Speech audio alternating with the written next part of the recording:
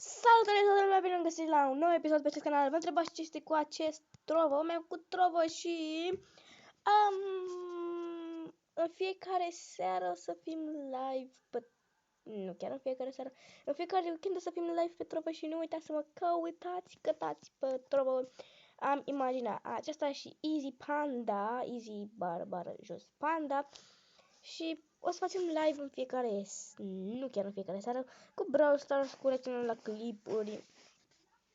Da. Și după cum vedeți, dacă căutăm aici Mădălin, pentru că l-am căutat pe Mădălin, utilizatori. Primul este Mădălin. O să-l căutăm și pe iSilent chiar acum. iSilent. Să vedem ce utilizatori.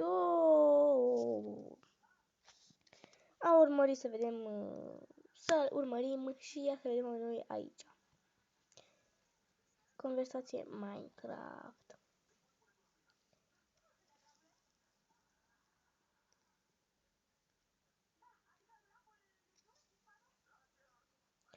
Da. Haideți și noi niște emoji.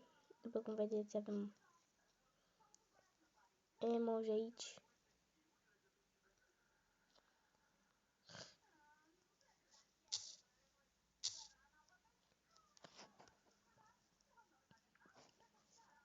Are și YouTube, după cum vedeți, întotdeauna. Și dacă intră pe YouTube, putem să...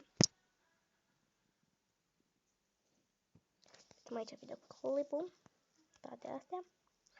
Și pe Trovo o să facem și live-uri, o să facem multe chestii. Nu uitați să dați follow pe Trovo. Și dacă nu aveți Trovo, o să fac eu vă faceți cont de Trovo. Se face quick, foarte simplu. Și sunt și la ore online. Stați puțin să vă arăt, să întorc camera. Acum aștept să intre doamna. Da, și dacă v-a plăcut acest episod, nu uitați un like acolo, un share. Și abonați-vă, pa!